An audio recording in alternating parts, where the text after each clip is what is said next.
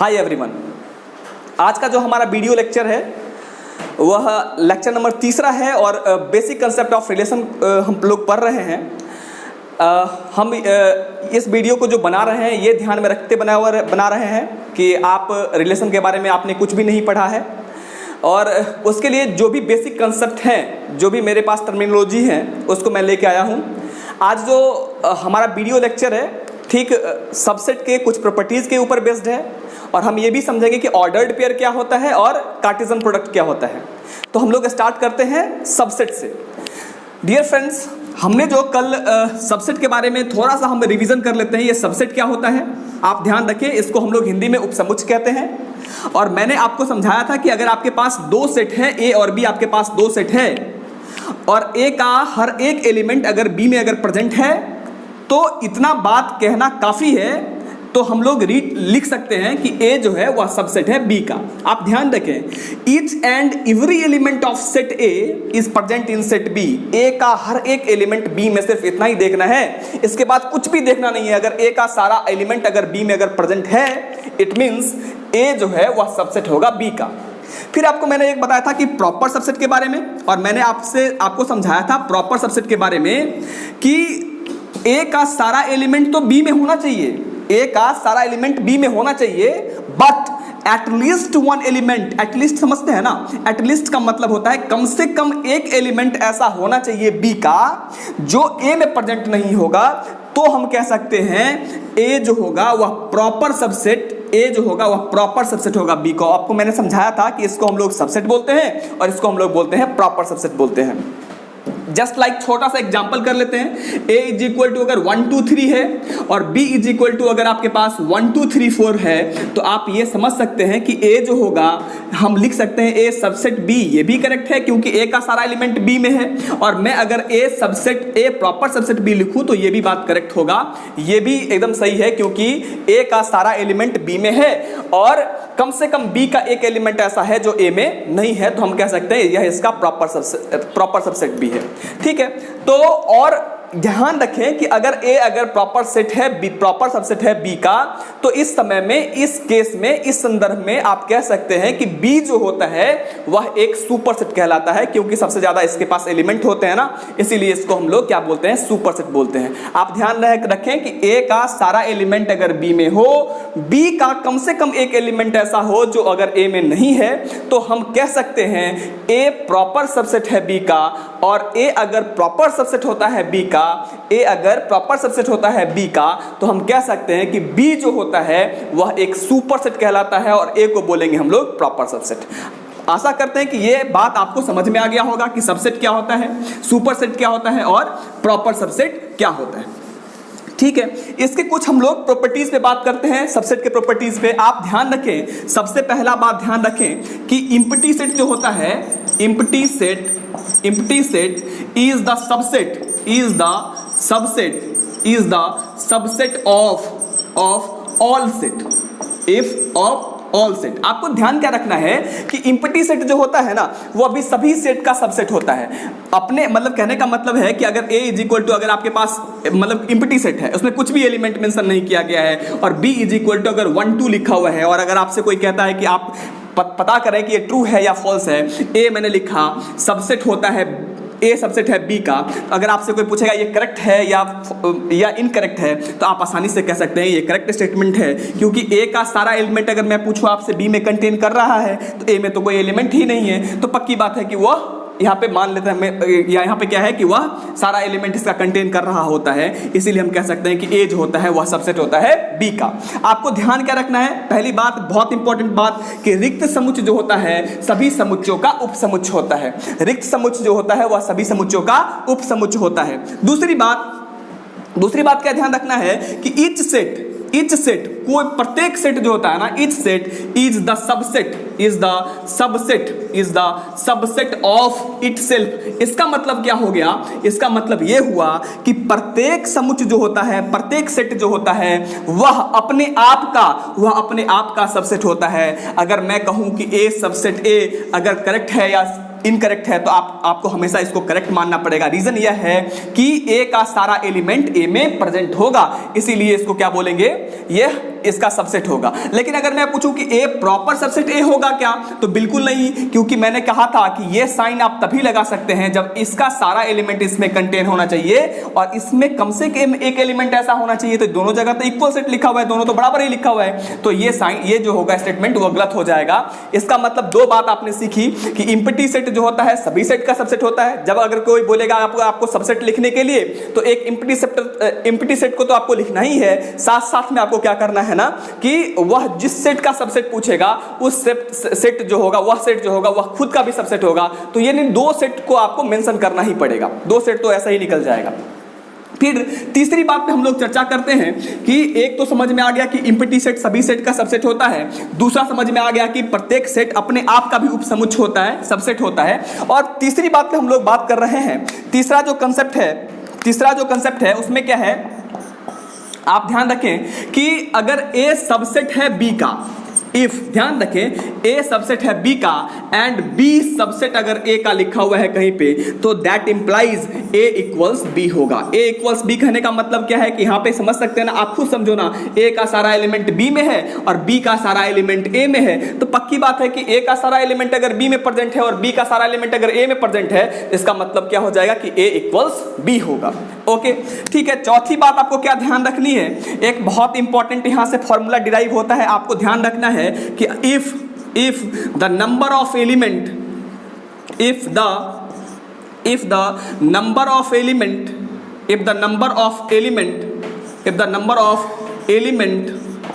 in set A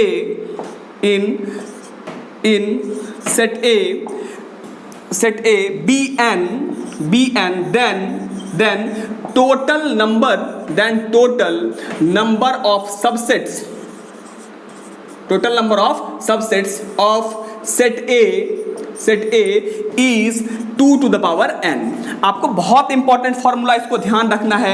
ये क्या कह रहा है आप समझे कि मैंने कहा है कि अगर कोई सेट अगर आपके पास A है और उस A में अगर n एलिमेंट अगर कंटेन कर रहा है, यानी उसमें टोटल नंबर ऑफ एलिमेंट की संख्या अगर n है, तो उसके कुल उपसमुच्चयों की संख्या, उसके कुल सबसेट की संख्या जो होगी वह 2 to the power n होगी। एग्जाम्पल समझते हैं, ये क्या है एग्जाम्पल, इसका क्या है, आपको मैं एक लिस्ट वाइज आपको हम ये समझा के दिखाते हैं एक्चुअली क्या होता है।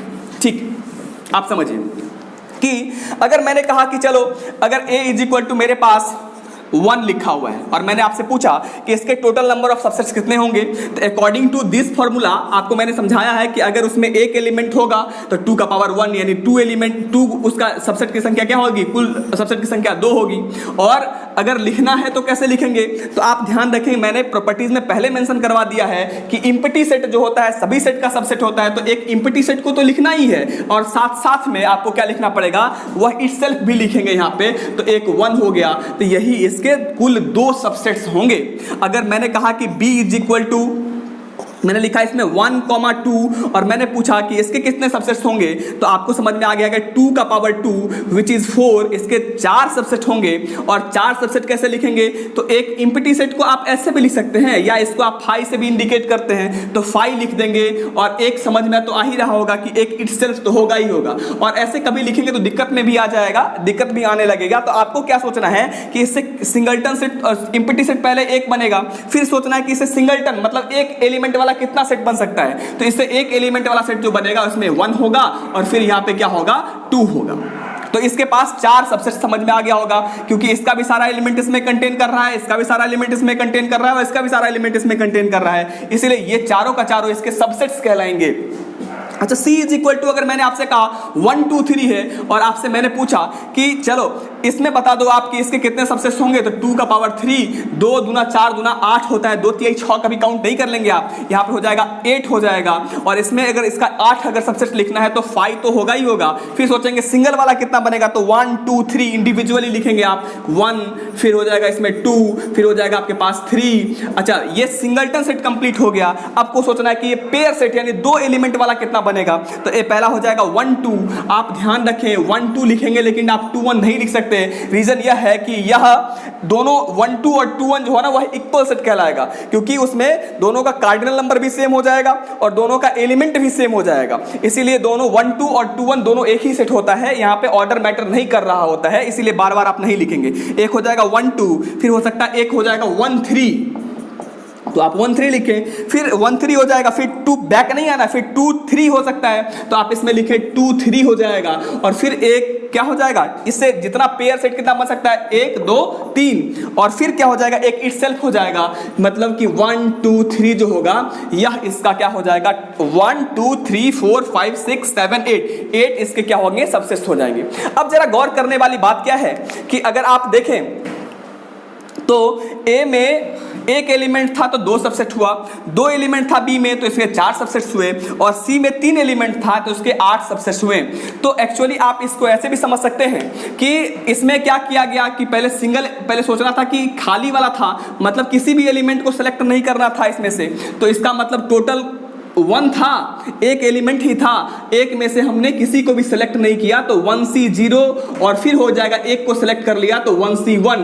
तो समझ सकते हैं कि 1C 0 का अगर आपने वैल्यू पढ़ा होगा तो इसकी वैल्यू होती है 1, और 1C 1 का वैल्यू जो होता है वह भी होता है 1, तो 1 + 1 क्या होगा 2 हो जाएगा। तो आप समझ सकते हैं कि इसके 2 कैसे निकल के आता है, कैसे मैंने कहा कि 2 to the power n ही होता है, इस पर भी ध्यान रखने वाली बात है। अब आते हैं कि अगर आप समझो कि अगर इसके पास 2 एलिमेंट है तो 2 एलिमेंट का 4 कैसे निकल के आया था, सुनिए कैसे निकल के आया था। क्योंकि अगर आप 2 एलिमेंट था, 2 में से हमने किसी को भी सिलेक्ट नहीं किया, तो 2 में से अगर किसी को सिलेक्ट नहीं किया तो भी एक तरीका हुआ, तो इसकी वैल्यू 1 होती है। फिर 2 में से हमने क्या किया, एक को सिलेक्ट किया, फिर इसमें से हमने क्या, अच्छा फिर हमने दो एलिमेंट में से एक को सिलेक्ट किया, किसी को 2 में से एक को सिलेक्ट किया, तो किस एक ये तरीका ये बन सकता है और ये बन सकता है। और फिर क्या करेंगे हम 2 में से दोनों को सिलेक्ट कर लिए तो फिर एक ये बन के आएगा। तो आप जब इसको आप ऐड करेंगे 2C 0 का वैल्यू क्या हो जाएगा आपको पता ही होगा 1 होगा, और 2C 1 का वैल्यू 2 होता है, और 2C 2 का वैल्यू भी 1 होता है। तो 1 + 1 2, और प्लस कितना हो जाएगा 2, तो इसका कितना हो जाएगा आपके आंसर 4, तो इसको हम कह सकते थे 2 का स्क्वायर होगा। मतलब इस तरीका से हम आसानी से परम्यूटेशन और कॉम्बिनेशन से समझ सकते हैं कि इसकी formula 2 to the power n आती है। आप ध्यान रखें कि अगर किसी सेट में अगर n एलिमेंट कंटेन कर रहा है तो उसका टोटल नंबर ऑफ एलिमेंट पहले लिखना है, तो NC पहले किसी को सेलेक्ट नहीं करेंगे, फिर क्या हो जाएगा NC 1 हो जाएगा कि n में से यानी टोटल नंबर ऑफ एलिमेंट में से एक को सेलेक्ट करके कितना बन सकता है सबसेट, फिर n में से 2 को सेलेक्ट करके कितना बन सकता है, फिर इसी प्रकार अगर बढ़ते चले जाएं तो हो जाएगा तो आपके पास NCN सभी को कलेक्ट करके कितना सबसेट बन सकता है। तो इसकी वैल्यू जो होगी आप परम्यूटेशन कॉम्बिनेशन चैप्टर में आप सीखेंगे कि इसकी जो वैल्यू होती है 2 to the power n होती है। 2 to the power कितनी होती है n होती है। आप इसको ध्यान रखें कि NC 0 + NC 1 + NC 2 + ... NCN की जो वैल्यू होती है 2 to the power n होती है। अगर आपको ये चीज समझने में अगर प्रॉब्लम क्रिएट कर रहा है तो ये बहुत बड़ा मैंडेटरी चीज नहीं है, आप सिर्फ इतना ही ध्यान रख सकते हैं कि किसी सेट में अगर n एलिमेंट अगर कंटेन कर रहा है तो उसके टोटल नंबर ऑफ सबसेट की संख्या जो होगी वह 2 to the power n होगी। मतलब जो भी उसका कार्डिनल नंबर है वह 2 के पावर में हम लोग को क्या कर देना है, रेज कर देना है, और उसकी जो वैल्यू होगी वही उसका टोटल नंबर ऑफ सबसेट्स होगा। तो आशा करते हैं कि आपको ये समझ में आ गया होगा, और अगर कहीं पे अगर इसमें दिक्कत आ रहा हो तो आप याद रखें ये n है और ये r की संख्या होती है। तो यहाँ पे अगर मान लिया जाए NCR है तो आप इस फॉर्मूला को याद रखें, फैक्टोरियल n बट्टा factorial r by factorial n minus r। इस फॉर्मूला से इसका वैल्यू निकाल सकते हैं। जैसे कभी कभी आपको सोचने में कभी लगता होगा कि 2C1 का मैंने वैल्यू बोला कि 2 होता है, फिर आपको लगा होगा कैसे होता है, तो इस तरह से आप देख लीजिए यहाँ पे n है, इसमें से ये r की संख्या है, इसमें से एक्चुअली इसका मतलब क्या है कि 2 में से एक को सिलेक्ट करना है। उसके बाद इसका वैल्यू कैसे हो जाएगा, तो मैंने क्या बताया है कि n के जगह n जो ऊपर में है उसको ऊपर लिखना है फैक्टोरियल के साथ, तो ऊपर वाला को ऊपर लिखना है, फिर नीचे वाला को नीचे लिख देना है, फिर दोनों को घटा के भी नीचे ही लिखना होता है। आप याद रखें कि 2 का जो फैक्टोरियल होता है ना वह 2 गुना 1 इसका वैल्यू हो जाएगा। एक फैक्टोरियल का वैल्यू 1 ही होता है और एक फैक्टोरियल का वैल्यू 1 ही होता है, तो ये हो जाएगा आपके पास 2/1 विच इज 2। आप समझ गए होंगे कि 2C1 का वैल्यू मैंने क्यों 2 बोला था। तो इस प्रकार आप क्या कर सकते हैं, NCR का फॉर्मूला आप अप्लाई करके बता सकते हैं कि उसमें टोटल नंबर ऑफ सबसेट की संख्या क्या होगी। आशा करते हैं कि ये सबसेट का कहानी आपको समझ में आ गया होगा।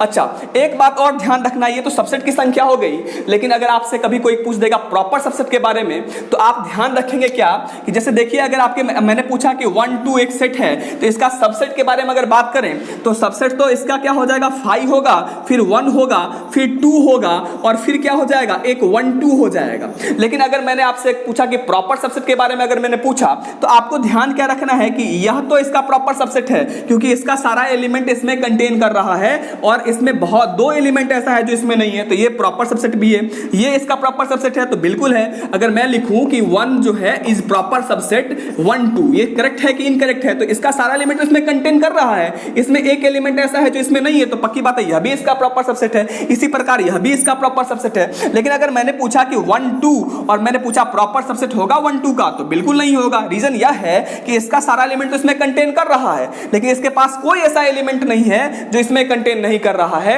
इसीलिए यह कहना गलत हो जाएगा। तो आपको ध्यान क्या रखना है कि जो सबसेट तो सब अपने आप का होता ही है, लेकिन प्रॉपर सबसेट अपने आप का वो नहीं होता है। तो आपको ध्यान क्या रखना है कि अगर आपसे अगर कोई पूछ दे सबसेट की संख्या क्या होगी, तो वह 2 का पावर n हो जाएगा। वह क्या हो जाएगा, 2 का पावर n हो जाएगा। लेकिन आपसे अगर कोई पूछ दे कि उसके प्रॉपर सबसेट की संख्या क्या होगी, अगर आपसे कोई पूछता है कि उसके प्रॉपर सबसेट की संख्या क्या हो गई, कि अगर किसी सेट का अगर नंबर ऑफ एलिमेंट जो है उसमें अगर n है तो उसके proper subset total number of proper set जो होगा, प्रॉपर सबसेट जो होगा वह क्या होगा, तो आप ध्यान रखेंगे सिर्फ जो इटसेल्फ वाला जो सबसेट है वही हट जाएगा, तो इसमें हो जाएगा 2 का पावर n तो होगा ही होगा। आप जो आएगा, ध्यान रखें n में से 1 को नहीं घटाना है, ये जो n रखने पे जो नंबर आएगा उसमें से 1 को अगर माइनस कर देंगे तो जो आएगा उसके total number of proper subset की संख्या होगी। अगर मैं कहूं कि अगर A में अगर 3 एलिमेंट अगर कंटेन कर रहा है 1 2 3 और आपसे मैंने अगर पूछा कि इसके बताइए कि इसके total number of proper subset कितने होंगे, total number of proper subset, total number of proper subset की संख्या क्या होगी, तो आपको करना क्या पड़ेगा, उसके कुल सबसेट की संख्या निकाल लेंगे। तो कुल सबसेट कितना होगा, 2 का पावर 3 तो हो जाएगा 8 माइनस 1 तो निकल के आएगा 7 जो होगा इसके प्रॉपर सबसेट की कुल संख्या होगी। अभी ये आशा करते हैं कि आपको ये चीज समझ में आ गया होगा। अब जो हम आगे जो बात कर रहे हैं उसका नाम है ऑर्डर्ड पेयर। बहुत ही इंपॉर्टेंट है, आप आसान चीज भी है, आप इसको ध्यान से सीखें। जैसे आप समझिए कि ये प्रॉपर सबसेट होता क्या है, ये प्रॉपर सबसेट के बारे में बात तो कर लिए हैं, अब हम लोग समझते हैं कि ये ऑर्डर्ड पेयर क्या होता है। ऑर्डर्ड पेयर, अच्छा, इस ऑर्डर्ड पेयर को हिंदी में हम लोग बोलते हैं क्रमित युग्म। क्रमित युग्म, आप देखो ध्यान से देखो बच्चों, इसका नाम ही है क्रमित युग्म। क्रमित युग्म का मतलब है क्रम से रिलेटेड है। आप ध्यान रखें, इसका नाम है ऑर्डर्ड का मतलब होता है क्रम और पेयर का मतलब होता है जोड़ा। पेयर का मतलब क्या होता है, जोड़ा, यानी युग्म कह सकते हैं आप इसको। तो आप नाम से यह स्पष्ट है कि ऑर्डर्ड पेयर है, तो इसमें क्या होगा, ऑर्डर मैटर करेगा। ऑर्डर मैटर करेगा। ये ऑर्डर मैटर करने का मतलब क्या है, जैसे सेट में हम लोग क्या समझते हैं कि हम 1 2 लिखते हैं या 2 1 लिखते हैं, दोनों इक्वल सेट है, दोनों क्या है, इक्वल सेट है, क्योंकि इसका सारा एलिमेंट इसमें कंटेन कर रहा है, इसका सारा एलिमेंट इसमें कंटेन कर रहा है। लेकिन ऑर्डर्ड पेयर में क्या है ना, अच्छा, इसमें आपने क्या देखा कि ऑर्डर मैटर नहीं कर रहा है कि 1 2 लिख रहे हैं या 2 1 लिख रहे हैं, कोई मैटर नहीं कर रहा है। लेकिन अगर हम ऑर्डर्ड पेयर के बारे में अगर बात करें और कहीं पे मैंने 1 2 लिखा और कहीं पे अगर मैंने 2 1 लिखा, तो आप ध्यान रखें ये दोनों अलग अलग लोकेशन को दिखाएगा, दोनों अलग अलग ऑर्डर्ड पेयर हैं, ये सेम ऑर्डर्ड पेयर नहीं है। इसके लिए हम कुछ एग्जाम्पल पे भी बात करते हैं। जैसे अगर मैंने आपसे कहा कि जैसे आपने ये ऑर्डर्ड पेयर से हम लोग ना 10th क्लास से ही फैमिलियर होते हैं। जैसे आप समझो, अगर मैंने कहा कि चलो इस कार्टेशियन सिस्टम में, एक इस कार्टेशियन प्लेन में आप बताओ कि 1 2 कहाँ होगा, तो जैसे ही मैंने 1 2 लिखा तो आप कन्वेंशनली समझ जाते हो कि इसका मतलब x इज इक्वल टू 1 और y इज इक्वल टू 2। तो आप मगर मैंने कहा कि x बताओ कि इसको लोकेट करिए कहाँ होगा ये 1 2, तो आप जो इस ऑर्डर्ड पेयर को लोकेट करते हैं x का 1 और y का जो है वह 2 लेते हैं, तो कहीं ना कहीं इस पॉइंट पे आप क्या करते हैं, यहाँ पे पॉइंट बनाते हैं और इसका लिखते हैं 1 2। लेकिन अगर मैंने पूछा कि बताओ कि ये 2 1 कहाँ होगा, 2 1 कहाँ होगा, तो आप x का 2 लेते हो, 2 यूनिट लेते हैं और y एक्सिस पे क्या लेते हैं 1 यूनिट लेते हैं और इस पॉइंट का नाम बनाते हैं हम 2 1। तो आप समझ सकते हैं कि 1 2 और 2 1 जो है ना का लोकेशन जो है वह कार्टेशियन प्लेन में अलग अलग है। इसीलिए आप ध्यान रखें कि ये दोनों ऑर्डर्ड पेयर जो होता है, ये दोनों ऑर्डर्ड पेयर जो है यहाँ पे है वो दोनों अलग अलग होगा, दोनों एक जैसा नहीं होगा। तो इसका हम लोग फॉर्मली डिफाइन कर लेते हैं कि डेफिनेशन क्या है इसका। तो आप समझिए ऑर्डर्ड पेयर का मतलब हो गया N ordered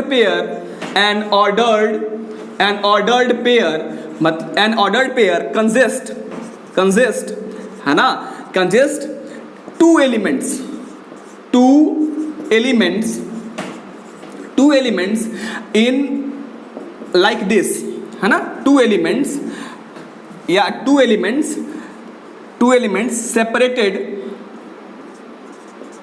separated in a small bracket like a, b।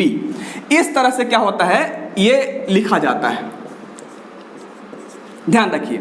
मतलब एक ऑर्डर्ड पेयर में क्या होता है ना, एक ऑर्डर्ड पेयर में क्या होता है, 2 एलिमेंट्स होते हैं और उस दोनों एलिमेंट को हम लोग क्या करते हैं स्मॉल ब्रैकेट से सेपरेट कर देते हैं, स्मॉल ब्रैकेट से क्या करते हैं सेपरेट करते हैं। जैसे अगर मैंने लिखा 1 2 तो 1 2 क्या है एक ऑर्डर्ड पेयर है ना, ये क्या कहलाएगा एक ऑर्डर्ड पेयर कहलाएगा। कोई पूछेगा 2 1 क्या है तो बोलेंगे यह भी एक ऑर्डर्ड पेयर है। ध्यान रखें आप 1 2 को आप 2 1 नहीं लिख सकते हैं। यहाँ पे मैं साफ साफ अगर लिख देना चाहता हूं कि a, b and b, and b, are different ordered pair. आप ध्यान रखें ये दोनों जो होंगे वह अलग अलग ऑर्डर पेयर होंगे। यानी अगर मैं 1 2 कहूं और यहाँ पे 2 1 कह दूं तो ये दोनों सेम ऑर्डर्ड पेयर नहीं होगा, यह डिफरेंट ऑर्डर्ड पेयर कहलाएगा। आशा करते हैं कि समझ में आ गया होगा। फिर 1 2 बात और ध्यान रखना है आपको कि ऑर्डर्ड पेयर इक्वल कब हो सकते हैं। याद रखें इक्वालिटी ऑफ ऑर्डर्ड पेयर को आप समझिए जरा सा। इक्वालिटी ऑफ ऑर्डर्ड पेयर में क्या है कि अगर आपके पास कहीं पे 2 ऑर्डर्ड पेयर लिखा हुआ है, 2 ऑर्डर्ड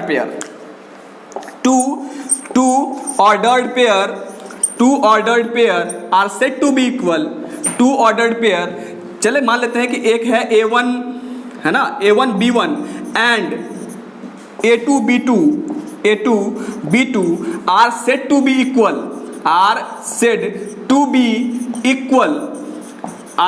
इक्वल इफ A1 बराबर A2 एंड B1 बराबर B2। आप ध्यान रखें मतलब क्या है ना कि अगर 2 ऑर्डर्ड पेयर आपके पास हैं तो दोनों को हम लोग इक्वल तभी कह सकते हैं जब A1 जो है ना इसके A2 के बराबर होगा और B1 जो है इसके B2 के बराबर होगा, तभी वह एक दूसरे का इक्वल कहला सकता है। जैसे एग्जांपल समझिए आप, एग्जांपल में क्या है कि अगर मान लो कि मैंने पूछा कि चलो इस पे बहुत सारा क्वेश्चन भी आता है। जैसे मैंने कहा कि फाइंड द वैल्यू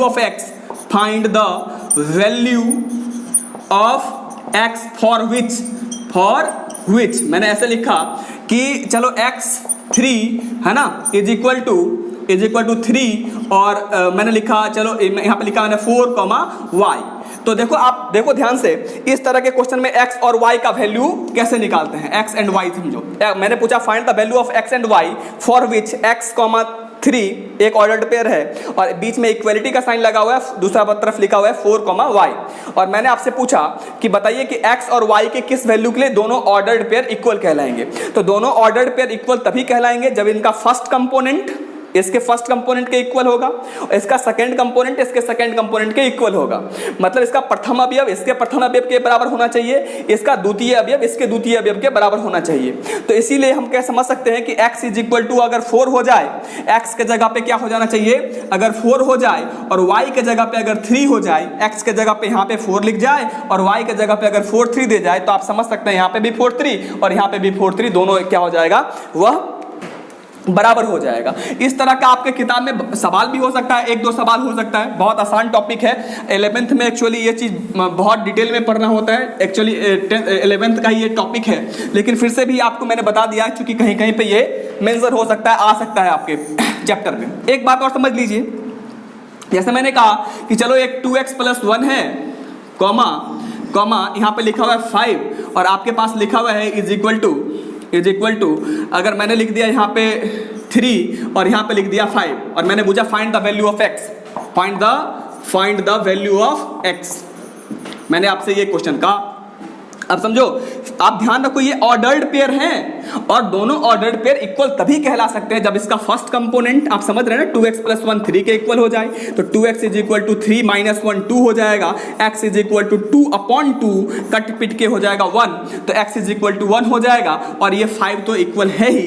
तो हम कह सकते हैं कि x = 1 जब हो जाएगा तो दोनों क्या हो जाएगा, ऑर्डर्ड पेयर इक्वल हो जाएगा। फिर आप ध्यान रखें कि 1-2 क्वेश्चन ऐसा भी बन सकता है, बड़ा इंपॉर्टेंट है, कभी कभी आपको कोई कंफ्यूज करने के लिए पूछ सकता है। अगर लिख देगा यहाँ पे लिख देगा x 5 = यहाँ पे लिख देगा 3 और यहाँ लिख देगा आपके पास 7, तो आपसे पूछेगा कि x की वैल्यू निकालिए जिसके लिए दोनों बराबर हो जाए, दोनों बराबर हो जाए। तो आप ध्यान रखिए दोनों ऑर्डर्ड पेयर है, दोनों इक्वल तभी हो सकता है। बार बार मैं कह रहा हूं कि इसका पहला कंपोनेंट इसका पहला कंपोनेंट के बराबर होना चाहिए, अगर दूसरा कंपोनेंट के बराबर हो जाना चाहिए। अगर होता ही तो बराबर होता ही, नहीं तो ना होता ही। तो x बराबर क्या हो जाएगा, 3 हो जाएगा और 5 = 7 तो कभी हो ही नहीं सकता है। तो आप याद रखेंगे कि यहाँ पे हो जाएगा x जो होगा ना, x बराबर नो सॉल्यूशन कह सकते हैं, या x के किसी भी वैल्यू के लिए ये दोनों ऑर्डर्ड पेयर बराबर नहीं हो सकता है, यानी किसी भी वैल्यू के लिए, यानी x बराबर हम सीधे लिख देते हैं यहाँ पे नो सॉल्यूशन। आप समझ जाएंगे, मतलब कहने का मतलब x का कोई ऐसा वैल्यू नहीं है जिसके लिए दोनों ऑर्डर्ड पेयर एक दूसरे के इक्वल हो जाए। आशा करते हैं कि ये आपको ऑर्डर्ड पेयर भी अच्छे से समझ में आ गया होगा। Thank you so much.